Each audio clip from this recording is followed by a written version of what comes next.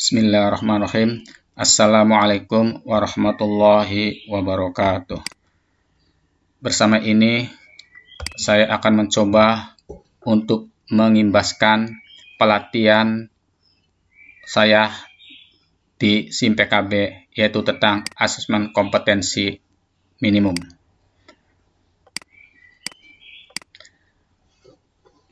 Kita telah mengetahui bahwa terdapat degradasi atau penurunan nilai-nilai karakter terhadap peserta didik kita yang berimbas kepada kurangnya karakter peserta didik kita dalam kehidupan sehari-hari. Untuk itu, pembelajaran harus mencerminkan tentang profil pelajar Pancasila. Profil pelajar Pancasila meliputi kebinekaan global. Peserta didik harus menyadari bahwa kehidupan kita itu beraneka ragam, tidak bisa sama, tetapi keanekaragaman itu harus menjadikan peserta didik kita untuk lebih kreatif, berkreasi, berkebinekaan, berbeda-beda tetap satu. Selanjutnya, profil pelajar Pancasila berikutnya adalah gotong royong. Peserta didik harus mempunyai karakter gotong royong. Gotong royong baik dalam masalah sosial maupun untuk meningkatkan proses pembelajaran. Gotong royong ini merupakan salah satu profil pelajar Pancasila. Selanjutnya, profil pelajar Pancasila kreatif. Peserta didik harus dilatih kreatif. Dalam proses pembelajaran harus diajarkan supaya bisa menumbuhkan kreativitas peserta didik. Dan yang utama lagi adalah peserta didik harus beriman, bertakwa kepada Tuhan Yang Maha Esa dan berakhlak mulia. Ini bukan hanya teori saja, tetapi peserta didik harus benar-benar beriman dan bertakwa sesuai dengan agamanya. Bagi seorang muslim, tentunya peserta didik harus melaksanakan sholat 5 waktu, puasa bulan Ramadan, dan dilatih untuk mengeluarkan zakat, sedekah, dan sebagainya. Berakhlak mulia, baik hubungan antar peserta didik, hubungannya dengan guru, hubungan dengan orang tua, masyarakat, bahkan harus berakhlak mulia dalam hubungannya dengan lingkungan. Peserta didik harus sadar bahwa lingkungan pun merupakan bagian dari kita. Lingkungan yang baik akan menghasilkan suasana yang baik. Peserta didik harus mandiri. Mandiri dalam arti dia harus siap menghadapi permasalahan di masyarakat dan dia harus mandiri memecahkannya. Tentunya gotong royong tetap diperhatikan. Peserta didik juga harus bernalar kritis. Bernalar kritis bukan berarti mencemooh yang punya kekurangan ataupun berlaku sombong. Bernalar kritis tentunya benar kritis yang positif. Itulah profil pendidikan Pancasila. Nah, dalam AKM ini harus mencerminkan profil pendidikan Pancasila. Peserta didik di abad 21 ini banyak sekali tantangannya. Tantangan dalam hidup bermasyarakat, apalagi dalam masa pandemi ini, sungguh luar biasa tantangannya. Untuk itu, peserta didik harus mempunyai kecakapan hidup abad 21. Kecakapan yang pertama adalah kecakapan belajar dan berinovasi. Peserta didik harus ditumbuhkan agar dia belajar sepanjang hayat, selalu berinovasi, selalu mempunyai kreasi dan sebagainya. Selanjutnya kecakapan menggunakan teknologi informasi. Peserta didik harus bisa memanfaatkan teknologi informasi untuk hal-hal yang positif, untuk meningkatkan pengetahuannya, untuk mengasah life skill-nya. Kecakapan yang ketiga adalah kecakapan hidup untuk bekerja dan berkontribusi pada masyarakat. Peserta didik harus punya semangat untuk bekerja, semangat untuk berkontribusi pada masyarakat. Apalagi sekarang, untuk kontribusi ini sangat mudah melalui share pengalaman, melalui YouTube, melalui Instagram, dan sebagainya.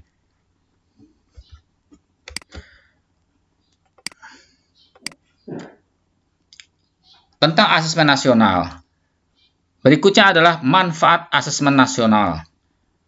Yang pertama, asesmen nasional diharapkan dia sebagai potret kualitas pembelajaran di sekolah atau di daerah.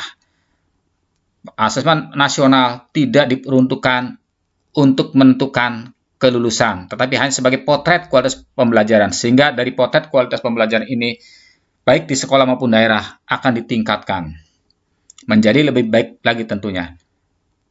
Manfaat selanjutnya adalah umpan balik peningkatan kualitas pembelajaran sekolah daerah. Hasil dari asesmen nasional merupakan umpan balik yang harus dipelajari dan juga harus ditingkatkan kualitasnya, apa-apa yang menjadi kelemahan dari sekolah maupun daerah. Selanjutnya adalah dasar untuk penyusunan program peningkatan kualitas pembelajaran sekolah atau daerah. Peningkatan kualitas pembelajaran sekolah harus berdasarkan asesmen yang sudah dilakukan, sehingga dengan demikian kualitas pembelajaran sekolah maupun daerah akan meningkat.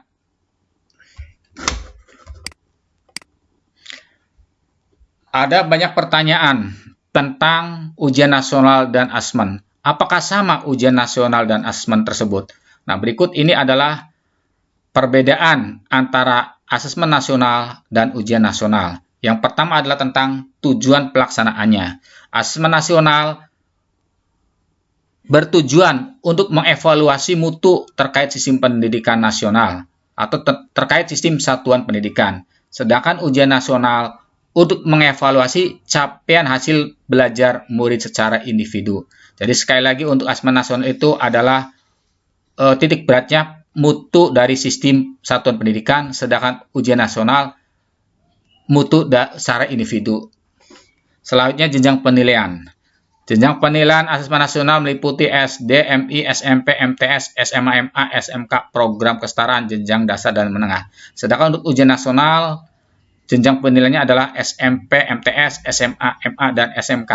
SD, MI tidak ada ujian nasional atau tidak diuji melalui ujian nasional. Level siswa.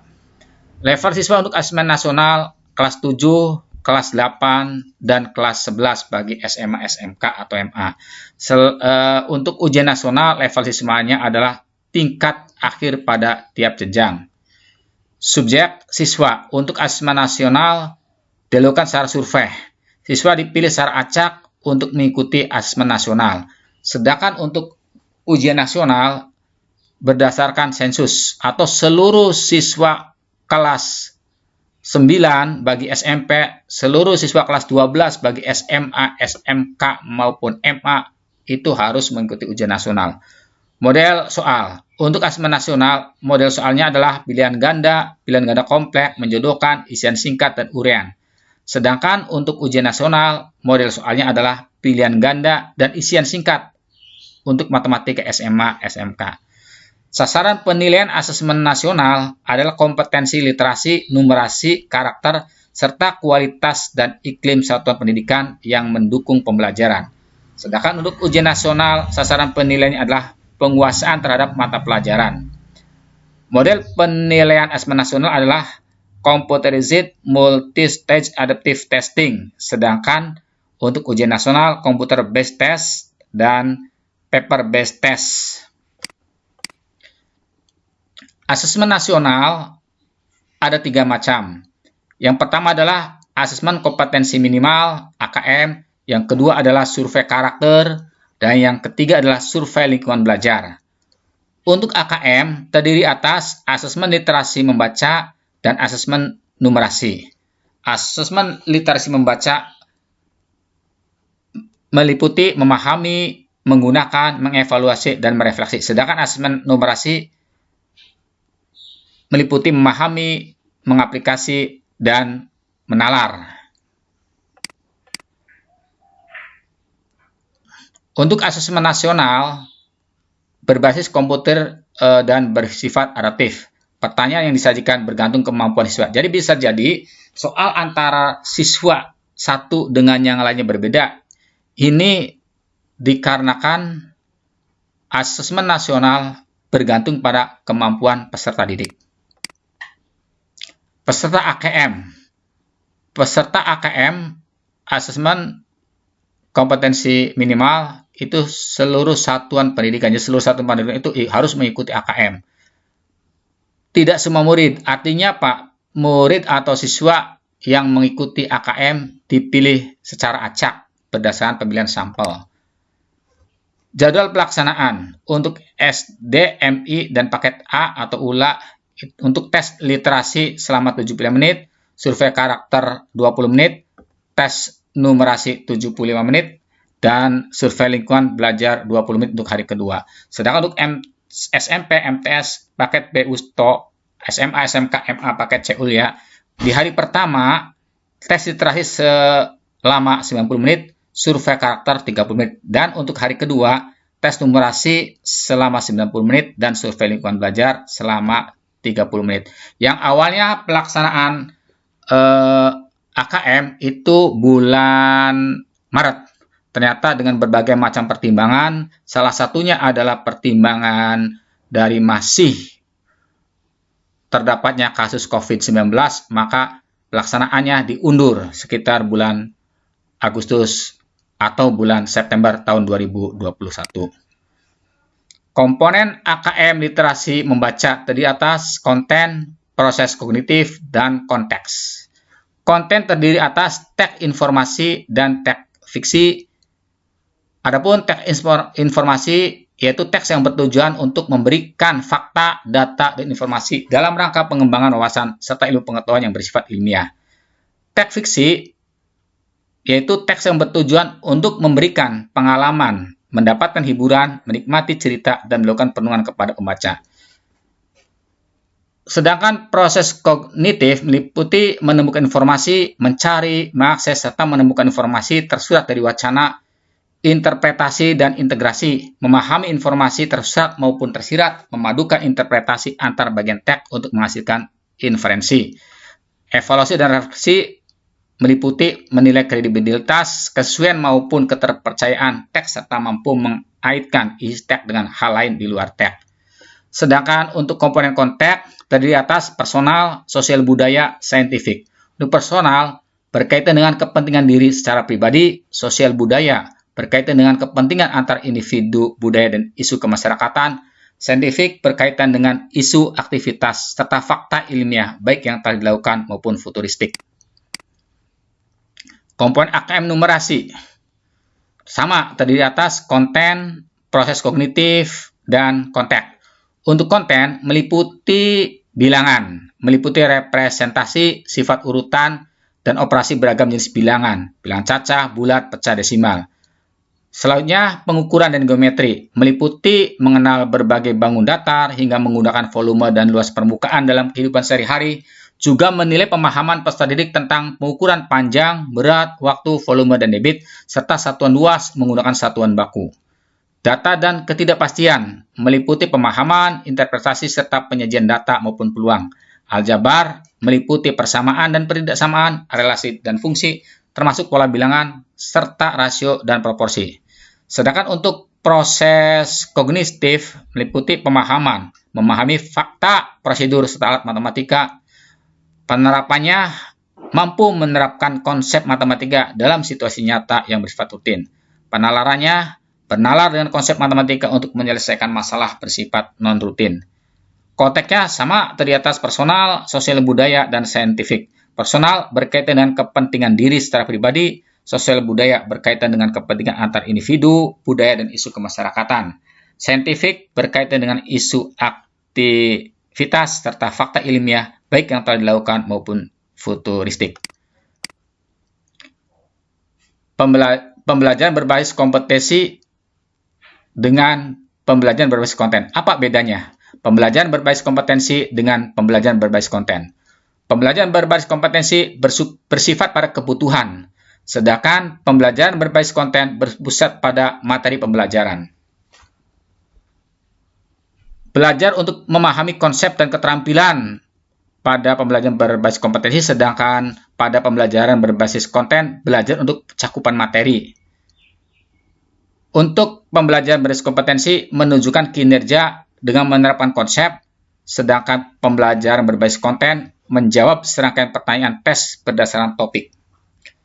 Pembelajaran berbasis kompetensi merupakan pembelajaran terkait dengan konteks kehidupan nyata siswa, sedangkan pembelajaran berbasis konten pembelajaran kurang atau tidak terkait dengan konteks kehidupan nyata siswa. Pembelajaran berbasis kompetensi berorientasi pada proses penguasaan kompetensi, sedangkan orientasi pembelajaran berbasis konten adalah pada nilai akhir. Nah, untuk AKM, pembelajaran bersifat pembelajaran berbasis kompetensi. Dengan demikian diharapkan tantangan-tantangan untuk abad 21 tersebut bisa diterapkan atau bisa dimiliki oleh siswa, sehingga siswa mampu survive, mampu hidup di abad 21 dengan mempunyai kompetensi yang dibutuhkan. Hasil AKM dilaporkan dalam 4 kelompok yang menggambarkan tingkat kompetensi yang berbeda. Kelompok pertama perlu intervensi khusus, kelompok kedua dasar, kelompok 3 cakap, dan kelompok yang 3 mahir.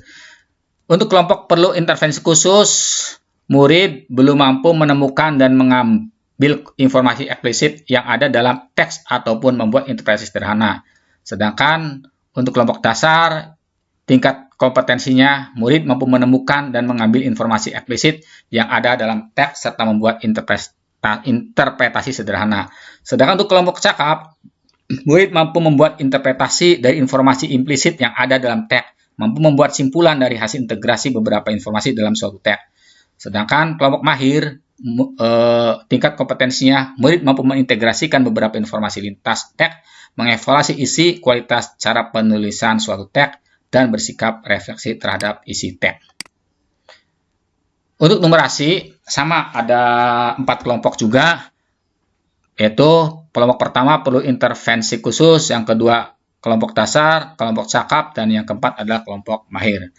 Untuk perlu intervensi khusus, ini kompetensi muridnya hanya memiliki pengetahuan matematika yang terbatas, murid menunjukkan penguasaan konsep yang parsial dan keterampilan komputasi yang terbatas. Sedangkan untuk kelompok dasar, murid memiliki keterampilan dasar matematika, komputasi dasar dalam bentuk persamaan langsung, konsep dasar terkait geometri dan statistika, serta menyelesaikan masalah matematika sederhana yang rutin.